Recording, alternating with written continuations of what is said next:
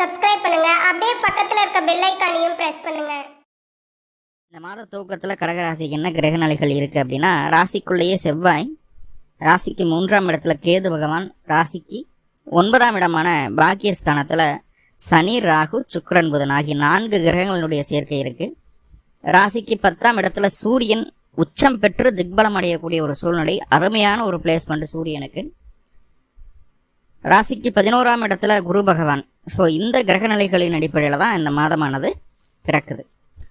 இந்த மாதத்தில் என்னென்ன கிரகங்கள் பயிற்சி ஆகுதுன்னு பார்த்துட்டிங்கன்னா, சித்திரை மாதம் 1ஆம் தேதி 14/4/2025 அன்னைக்கு சூரிய பகவான் உங்களுடைய ராசிக்கு பாக்கியஸ்தானத்திலிருந்து 10ஆம் இடமான கர்மஸ்தானத்துக்கு பயிற்சி ஆகிறார். அங்கே சூரியன் உச்சமாகுது. வரக்கூடிய 30 நாட்களுமே சூரியன் உச்ச பலத்தில் இருக்கக்கூடிய ஒரு சூழ்நிலை. 2ஆம் அதிபதி உச்சம் பெறுவது ரொம்ப ரொம்ப யோகம். அதுவும் 10ஆம் இடத்துல சூரியன் இருந்தால் அது திக்பலம்னு அர்த்தம். சூரியன் முழுக்க பலம் அடையக்கூடிய ஒரு அமைப்பு. நிறைய நன்மைகள் இருக்குது கடகராசிக்கு. அடுத்ததாக பார்த்துட்டிங்கன்னா, சித்திரை மாதம் 23ஆம் தேதி 6/5/2025 அன்றைக்கு புதன் பகவான் உங்களுடைய ராசிக்கு 9ஆம் இடத்திலிருந்து 10ஆம் இடத்துக்கு பயிற்சி ஆகிறார். புதனுடைய பயிற்சியுமே உங்களுக்கு நிறைய விஷயங்களில் சாதகங்களை ஏற்படுத்துது அப்படின்னு தான் சொல்லணும். ஃபைனலாக இந்த மாத இறுதியில் சித்திரை 31ஆம் தேதி 14/5/2025 அன்னைக்கு குரு பகவான் பயிற்சி ஆகிறாரு. உங்களுடைய ராசிக்கு 11ஆம் இடமான லாபஸ்தானத்திலிருந்து 12ஆம் இடம் அப்படின்னு சொல்லக்கூடிய விரயஸ்தானத்துக்கு பயிற்சி ஆகுது. இந்த குரு பயிற்சியை பற்றி நிறைய பதிவுகள் நம்ம கொடுத்துருக்கோம். இன்னும் வரக்கூடிய நாட்களையும் அது அப்டேட் ஆகும். நம்மளுடைய சேனலை வாட்ச் பண்ணிகிட்டே வந்தீங்கன்னா அந்த குரு பயிற்சியினுடைய உண்மை நிலை என்ன ஏதுங்கிறது எல்லாமே டீட்டெயில்டாக பல்வேறு கோணங்களில் பதிவு பண்ணலான் இருக்கோம். கண்டிப்பாக பார்த்து பயனடைஞ்சுக்கலாம். சரி, ஓகே. இதுதான் இந்த மாதத்தில் நடக்கக்கூடிய கிரக பயிற்சி. இதனால் என்னென்ன மாற்றங்கள் நடக்க போகுது அப்படிங்கிற விஷயத்தை தான் நம்ம பார்க்க போகிறோம். முதல்ல சூரியனுடைய நகர்வு. ராசிக்கு 9ஆம் இடத்துல இருந்த சூரியன் அப்பவும் உங்களுக்கு ஃபேவராக தான் இருந்தார், இல்லைன்னு சொல்லலை. இப்போ அது 10ஆம் இடத்துக்கு பயிற்சி ஆகுது. பாருங்கள், சூரியன் அப்படின்னு சொல்லக்கூடிய கிரகம் தான் நம்ம கண்ணில் பார்த்ததையும் தெரியக்கூடிய ஒரு கிரகம் இல்லையா? 2வது சந்திரன். இதனால் சூரியனுக்கு தான், சூரியனுடைய ஒளிக்கதிர்கள் மூலமாக தான் எல்லா கிரகங்களுக்குமே ஒளி கிடைக்குது. அதனால தான் சந்திரனுமே ஒளி கிரகமாக கருதப்படுது. ஸோ அப்படி பார்க்கும்போது சூரியன் அப்படின்னு சொல்லக்கூடியவர் கண்ணுக்கு தெரிந்த தெய்வம். யாருனாலையும் மறுக்க முடியாது. தெய்வம் இல்லைன்னு சொல்கிறோன்னா சூரியனை பாரு அப்படின்னு சொல்லுவாங்க, சூரியனை காட்டு அப்படின்னு சொல்லுவாங்க. ஸோ இப்போ சூரியனுடைய ஆதிக்கம் இந்த வருடத்தில் 12 மாதங்களில் சூரியனுடைய ஆதிக்கம் அதிகமாக இருக்கக்கூடிய மாதம் சித்திரை மாதம். இந்த வருட பிறப்புனே சொல்லுவோம் சித்திரை மாதம். இப்போ அங்கே சூரிய பலம் அடையக்கூடிய ஒரு சூழ்நிலை, உச்சமாகுது சூரியன். அங்கே அதை நம்ம எப்படி ஃபீல் பண்ணலாம், எப்படி அதை உச்சம் நீங்கள் சொல்கிறீங்க அப்படின்னா, சூரியனுடைய ஒளிக்கதிர்கள் பூமிக்கு ரொம்ப ரொம்ப அதிகமாக விழக்கூடிய காலகட்டம் அப்படின்னு பார்த்தா சித்திரை மாதம் தான் இல்லையா? அப்போ சூரியன் உச்சமாக இருக்குதுன்னு அர்த்தம். இதுபோல் மற்ற கிரகங்கள் உச்சமாக இருக்குது அப்படின்னா அந்த கிரகங்களுடைய ஒளிக்கதிர்கள் ரொம்ப அதிகமாக விழுகுது அப்படின்னு அர்த்தம். ஸோ அதுபோல் சூரியன் தெய்வம் போன்ற ஒரு கிரகம். சூரியன் கண்ணுக்கு தெரிந்த தெய்வம் உச்சமடைகிறார். கடகராசிக்கு எப்படி இருக்கும்? கடகராசிக்கு 2ஆம் அதிபதி அவர். பழக்க வழக்கங்களை சொல்லக்கூடியவர், பேச்சை சொல்லக்கூடியவர், வருமானத்தை, கையிருப்பு பணத்தை சொல்லக்கூடியவர், குடும்பத்தை சொல்லக்கூடியவர். ஸோ அப்படிப்பட்ட கிரகம் 2ஆம் அதிபதி சூரியன். அவரால் ஏற்படக்கூடிய நன்மைகள் அப்படின்னு பார்த்துட்டா, கடகம் முதல்ல எல்லாத்துக்குமே வளைஞ்சு கொடுத்து போகக்கூடிய ராசி. எல்லாரும் வேணும்னு நினைக்கும். தான் எவ்வளோ கஷ்டப்பட்டாலும் பரவாயில்ல, எல்லாரும் நல்லா இருக்கணும் அப்படின்னு நினைக்கக்கூடிய ஒரு உன்னதமான பிறவி அப்படின்னா கடகராசி, கடகலக்கணத்தில் பிறந்தவங்கள தான் சொல்லணும். ஸோ அப்படிப்பட்ட நபர்களுக்கு நல்ல காலம் வந்தாச்சு. 2ஆம் அதிபதி உச்சமாகிறாரு.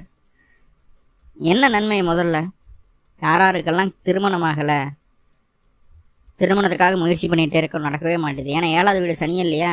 அப்போ கொஞ்சம் லேட் பண்ணுவார். திருமணமாகலை, முயற்சி பண்ணிகிட்டே இருக்க நடக்கவே மாட்டேது அப்படின்னு சொல்லி முயற்சி எடுத்துக்கிட்டே இருக்கீங்கன்னா உங்களுடைய முயற்சிகளுக்கு ஏற்ற பலன் இந்த மாதம் கிடைக்கும். திருமண பேச்சுவார்த்தைகள் கைகூடக்கூடிய ஒரு சூழ்நிலையை சொல்கிறது. சித்திரை மாதம் இங்கே சார் கல்யாணம் பண்ணுவாங்க, கல்யாணம் பண்ண மாட்டாங்க சாமி. ஆனால் அந்த கல்யாண உறுதி வார்த்தை பேசிடுவாங்க. திருமணத்துக்கு தயாராகிட்டீங்க, திருமணம் செய்யறதுக்கு நாள் குறிக்க போகிறீங்க அப்படின்ற மாதிரியான ஒரு விஷயங்களை சொல்லுது. அப்போது குடும்பம் அப்படிங்கிற விஷயம் எப்படி சார் இருக்கும்? ஆல்ரெடி பிரிஞ்சிருக்கிறீங்க, குடும்பத்துக்குள்ள 1008 பிரச்சனை இருக்குது, சண்டை சச்சரவுகள் இருக்குது, எதையுமே நம்மளால் சரி பண்ணிக்க முடியல, சிரமமாக இருக்குது. ஏன்னா அஷ்டமச்சனி அந்த காலகட்டங்களில் கண்டிப்பாக குடும்பம் ரெண்டாக ஆயிருக்கும். சாபத்தியும் சம்மந்தப்படும் போது கண்டிப்பாக குடும்பத்தில் அத்தனை வருஷங்கள் இருக்கும், வாக்குவாதங்கள் இருக்கும், நிறைய குடும்பம் பிரிஞ்சிருக்குது கடகராசி. ஸோ அப்படி இருக்கக்கூடிய சூழ்நிலையை தாண்டி சனியும் பயிற்சி மேலே ஆயிடுச்சு, 9ஆம் இடத்துக்கு போயிட்டார். அஷ்டமச்சனியினுடைய பாதிப்பு முடிஞ்சது. 2ஆம் அதிபதியும் உச்சமாகுது. அப்படிங்கும்போது 2ஆம் அதிபதியும் உச்சமாகுது அப்படிங்கும்போது இங்கே பிரிந்த குடும்பம் ஒன்று சேருவதற்குண்டான அத்துணை வாய்ப்புகளையும் இது ஏற்படுத்தி கொடுத்துரும். என்ன சண்டை சச்சரவு இருந்தாலும் சரி, பெரிய மனுஷங்களை, அரசியல் தலைவர்களாக இருக்கலாம், அல்லது ஊர் பொது மனிதராக இருக்கலாம், ஒரு பதவியில் இருக்கக்கூடிய நபராக இருக்கலாம். ஸோ அந்த பொது மனிதரை வச்சு பேசி குடும்பத்தில் இருந்த பிரச்சனைகளை தீர்த்து மீண்டும் குடும்பம் ஒன்றிணையக்கூடிய ஒரு சூழ்நிலையை இது சாதகமாக சொல்கிறது. குடும்பம் சேர்ந்தாச்சு. 2வது, இதற்கு முன்னாடி நிறைய போராட்டங்கள் இருந்திருக்கும். அஷ்டமச்சனியில் நம்மளுடைய நிலைமை தலைகீழாக மாறி இருந்திருக்கும். ஸோ அப்போ நம்மளுடைய கௌரவம் கீழே போயிருந்திருக்கும், நம்மளை யாரும் மதிக்கலை, அந்த மாதிரியான ஒரு சூழ்நிலைகள் இருந்திருக்கும். இது என்ன பண்ணுதுன்னா, 10ஆம் இடத்துல அந்த சூரியன் போய் உச்சமடைகிறது அப்படிங்கிறது இழந்த கௌரவத்தை மீட்டெடுக்கக்கூடிய வேலையை செய்கிறது. ஸோ ரொம்ப ரொம்ப ஒரு அற்புதமான நிகழ்வு அது. அதை எப்படி சார் மீட்டெடுக்கிறது அப்படின்னா, உங்களுடைய சுய அறிவை பயன்படுத்தி மீட்டெடுப்பீங்க. யாருக்கிட்டே ஐடியாவுக்கு போய் நிற்க மாட்டீங்க. யார் சொல்கிறதையும் செய்யணுன்றத ஒரு கடமை, ஒரு கண்ட்ரோல் இருக்காது. நீங்களாக சுயமாக யோசித்து சில முடிவுகளை எடுத்து, நீங்களாக முயற்சி எடுத்து உங்களுக்கு ஆல்ரெடி இருந்து வந்த பிரச்சனைகளை சரி செய்துக்குவீங்க. ஸோ இது ஒரு பாசிட்டிவான விஷயம். இது வரைக்கும் உங்கள் ஏரியாவில் நீங்கள் யாருன்னே தெரியாமல் இருக்கீங்க. நீங்கள் எல்லா விஷயங்களும் நீங்கள் தான் செய்கிறீங்க, ஆனால் உங்களை யாருன்னே தெரியல அப்படின்ட்டு இருந்ததுன்னா, இந்த காலகட்டம் நீங்கள் செய்யக்கூடிய செயல், உங்களுடைய திறமை அனைத்துமே வெளியில் வரும். நீங்கள் இருக்கக்கூடிய ஏரியாவிலையும் சரி, வேலை செய்யக்கூடிய இடத்துலையும் சரி, தொழில் செய்யக்கூடிய இடத்துலையும் சரி, கண்டிப்பாக ஃபேமஸ் ஆகிடுவீங்க, பிரபலம் ஆகிடுவீங்க. எந்த விதமான அட்வர்டைஸ்மெண்ட்டும் இல்லாமல், அதுதான் முக்கியம். எந்த விதமான அட்வர்டைஸ்மெண்ட்டும் இல்லாமல் தந்தையின் மூலமாக பொருளாதார உதவிகள் கிடைக்கும். தந்தைக்கே பொருளாதாரம் நல்லா இருக்கும் இந்த காலகட்டம். கடன் வாங்கிட்டு கையில் காசு வச்சுருப்பார், எந்நேரம் கையில் காசு வச்சுட்டு தான் இருப்பார். கண்டிப்பாக ஆபரணம் வாங்குவாங்க. தந்தை ஆபரண சேர்க்கை உண்டாகக்கூடிய ஒரு சூழ்நிலையை சொல்லுது. பதவி உயர்வு, அதிகார பதவி உயர்வு அப்படிங்கிறது ப்ரொமோஷன், அது வேற. இது பவர் கொடுக்கறது, அதிகாரம் மிக்க பதவிகள் கிடைப்பது. ரெண்டுக்கும் வித்தியாசம் இருக்குது. ஒரு பெரிய நிர்வாகத்தையோ, ஒரு தோட்டமோ, ஒரு நிலமோ, வீடோ பவர் எழுதி கொடுப்பாங்க இல்லையா, அது நீ என்ன வேணாலும் செஞ்சுக்கிட்டலாம், ஆல்ட்ரேஷன் ஒன்று, பவர் ஆஃப் பட்டானின்னு சொல்லுவாங்க இல்லையா, அந்த மாதிரி ஒரு அதிகாரம் மிக்க பதவி கிடைக்கிறதுக்கு வாய்ப்புகள் உண்டு. எதிரே நிற்கக்கூடிய எந்த ஒரு எதிரியும் ஜெயித்து விடுவீர்கள். ஆனால் 2ஆம் அதிபதி 10ல் போய் உச்சம் அடையுது இல்லைங்களா, இதில் ஒரு சின்ன நெகட்டிவ் என்ன அப்படின்னு பார்த்துட்டிங்கன்னா, உங்களுடைய குழந்தைகளுக்கு உடல்நல தொந்தரவுகள் சற்று வந்து போகிறதுக்கு வாய்ப்புகள் உண்டு. கடகராசியினுடைய குழந்தைகளுக்கு உடல்நல தொந்தரவுகள் வந்து போகிறதுக்கு வாய்ப்புகள் உண்டு. கொஞ்சம் காய்ச்சல், தலைவலி, முக்கியமாக வயிறு சம்பந்தமான தொந்தரவுகள், காய்ச்சல் தலைவலி ரொம்ப ரொம்ப முக்கியமாக இருக்கும். கண்ணு சம்மந்தமான பிரச்சனை வர்றதுக்கு வாய்ப்பு உண்டு. அவ்வளோதான். 2வது ஒரு நெகட்டிவ் அப்படின்னு பார்த்துட்டிங்கன்னா, எதையுமே நம்ம ஏற்றுக்க மாட்டோம். ஆல்ரெடி நம்மளுடைய ராசிக்குள்ளே செவ்வாய் இருக்குது. நீச்சமான செவ்வாய் இருந்தாலும் செவ்வாய் 5-10 கூடையவர். ஸோ ஒரு நல்ல ஸ்தானாதிபதி அவர். நீச்சமாகவே இருந்தாலும் ஒரு நல்லது தான் செய்ய போகிறார். ஸோ அப்படி இருக்கும்போது எதையுமே நம்ம ஏற்றுக்க மாட்டோம். எதிர்வாதம் செய்துக்கிட்டே இருப்போம். ஸோ அந்த குணம் வந்து இந்த காலகட்டம் கொஞ்சம் அப்படியே மேலோங்கி காணப்படுது அப்படிங்கிறத சொல்லுது. ஆனால் வாக்கால் ஜீவனம் செய்யக்கூடிய அத்துணை நபர்களுக்கும் உங்களுக்கு வந்து மீடியேட்டிங்கில் இருக்கிறாங்க, மார்க்கெட்டிங்கில் இருக்கிறாங்க, ஒரு நியூஸ் ரீடராக இருக்கிறாங்க, பாட்டு பாடுறவங்க, இந்த மாதிரி வாக்கால் தொழில் செய்யக்கூடிய வக்கீலாக இருக்கிறாங்க, டீச்சராக இருக்காங்க, வாக்கால் தொழில் செய்யக்கூடிய அத்துணை நபர்களுக்கும் இது அற்புதமான காலகட்டம். உங்களுடைய வளர்ச்சிக்கு என்ன தேவையோ அதை நீங்கள் செய்து கொள்ளக்கூடிய ஒரு சூழ்நிலை வரப்போகுது, வந்தாச்சு. சித்திரை 1ஆம் தேதியிலிருந்து அது நடக்கப் போகுது அப்படிங்கிறத சொல்லுது. ஓகே, இப்போது சூரியன் அப்படின்னு சொல்லக்கூடிய கிரகம் 10ஆம் இடத்துல திக்பலம் அடையும் போது இன்னும் நிறைய விஷயங்களை சொல்லுது. என்ன சொல்லுது அப்படின்னு பார்த்துட்டிங்கன்னா, மற்றவர்களுக்கு கற்றுக் கொடுக்கக்கூடிய அளவுக்கு உங்களுடைய திறமையை வளர்த்து கொள்வதற்கு உண்டான வாய்ப்புகள் உங்களுக்கு கிடைக்கும். மற்றவர்களுக்கு கற்றுக் கொடுக்குற மாதிரியான வித்வானாக நீங்கள் மாறுறதுக்கு உண்டான ஒரு சூழ்நிலையை உருவாக்கி கொடுக்கும். அதுக்குண்டான பாதையை வகுத்து கொடுத்துருது. கல்வி இதுல எல்லாம் வந்து நல்லா தேர்ச்சி, 2 கூடையவர் தான் அடிப்படை இல்லையா? இப்போ அதில் நல்லா தேர்ச்சி உண்டு. எதிர்வாதம் செய்யாமல் பேசுனீங்கன்னா நல்ல பேச்சாற்றல் அப்படின்னு சொல்லி உங்களை தூக்கி வச்சு பேசுவாங்க. இன்னொருத்தர் சொல்கிறத காது கொடுத்து கேட்டதுக்கப்புறம் ஆன்சர் பண்ணணும். நீங்கள் பேசுகிறத கரெக்டுன்னு பேசுனீங்கன்னா அது கொஞ்சம் நெகட்டிவாக போகிறதுக்கு வாய்ப்புகள் உண்டு அப்படிங்கிறது சொல்கிறது. ஓகே, அதே போல் உங்களுடைய அந்த முயற்சி, விடாமல் முயற்சி பண்ணுவோம் இல்லையா? ரொம்ப ஸ்ட்ராங்காக முயற்சிகள் எல்லாம் எடுப்போம் இல்லையா? அந்த முயற்சி அப்படிங்கிறது வந்து மற்றவர்கள் ஆச்சரியப்படும் அளவுக்கு இருக்கு. கடகராசிக்காரங்களை பார்த்து தான் கற்றுக்கணும்ப்பா.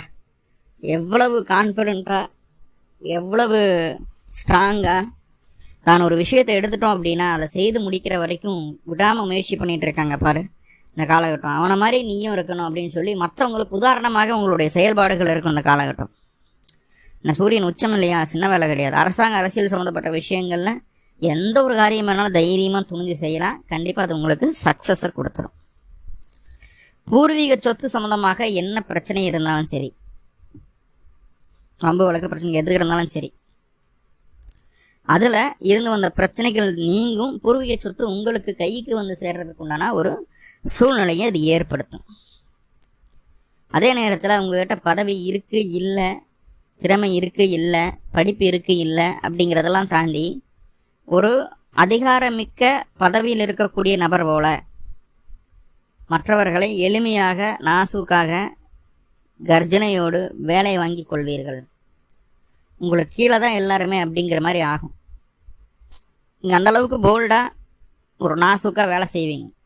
ஒரு நல்ல அனுபவம் வாய்ந்த அதிகாரி போல் செயல்படுவீங்க. எங்கே தட்டணும், எங்கே பிடிக்கணும் அப்படிங்கிறது தெரியும். எங்கே கோவப்படணும், எங்கே நாசூக்காக பேசி வேலை வாங்கணும் அப்படிங்கிறது எல்லாமே தெரியும்.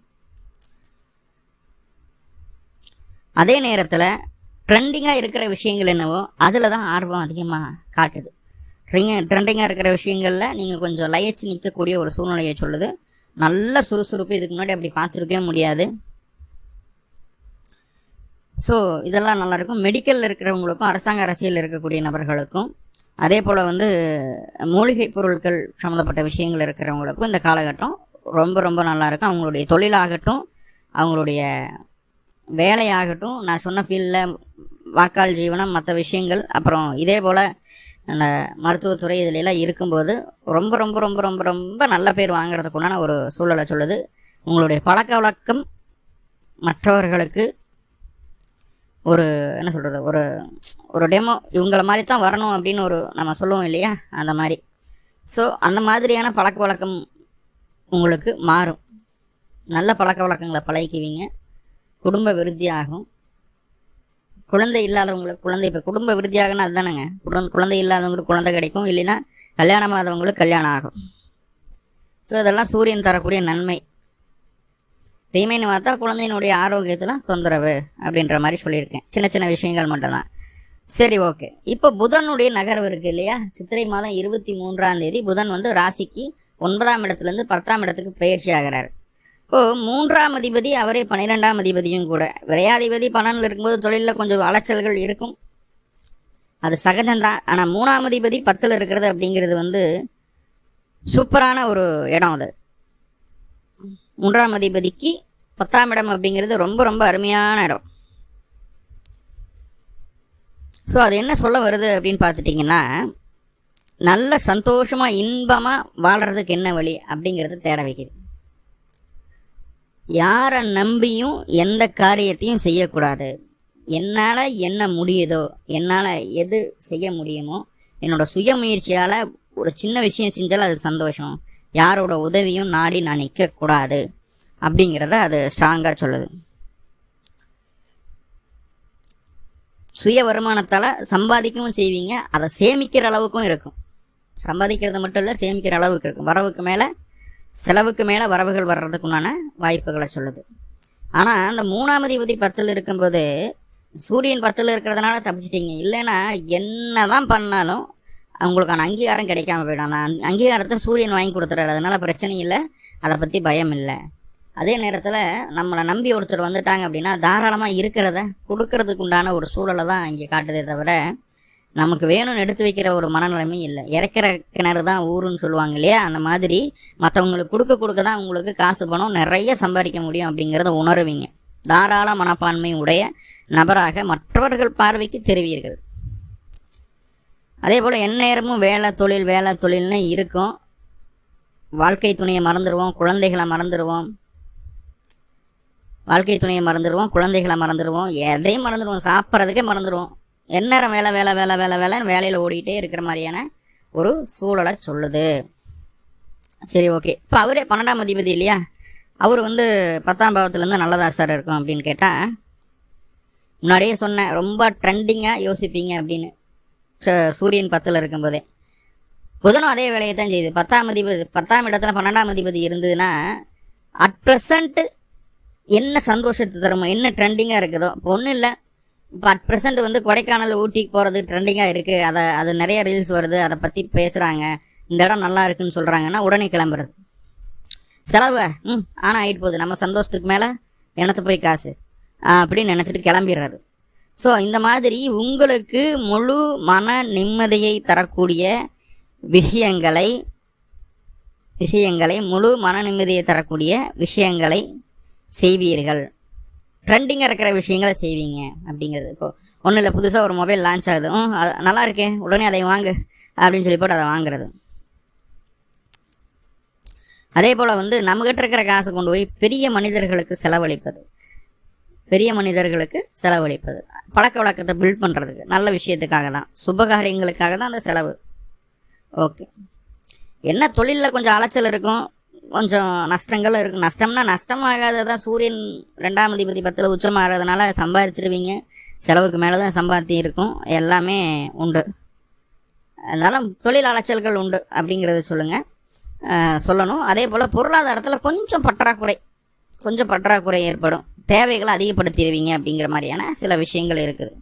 ஓகே. இப்போ புதன் போய் 10ல் உட்காந்துட்டார். நிபுணத்துவம் அப்படிங்கிறது இதுக்கு பேருங்க. புதன் 10ல் இருந்தால் நிபுணத்துவம் அப்படிங்கிறது பேர். அப்போது புதனனுடைய காரகத்துவங்களான ஈழசி நாடகத்துறையாகவே எழுத்து, கணக்கு பார்க்குறது, சிஏவாக இருக்கிறது, ஆடிட்டராக இருக்கிறது, டீச்சராக இருக்கிறது, குழந்தைகள் சம்மந்தப்பட்ட விஷயங்கள் இருக்குது. அதே போல் மார்க்கெட்டிங்கு, மீடியா, நியூஸு, கொரியர் சம்மந்தமான விஷயங்கள், டிரான்ஸ்போர்ட்டேஷன், கம்யூனிகேஷன் சம்மந்தமான விஷயங்கள் இருக்கக்கூடிய அத்தனை நபர்களுக்கும் சிறந்த நல்ல மாற்றங்களை இது ஏற்படுத்தும் அப்படிங்கிறத சொல்லுது.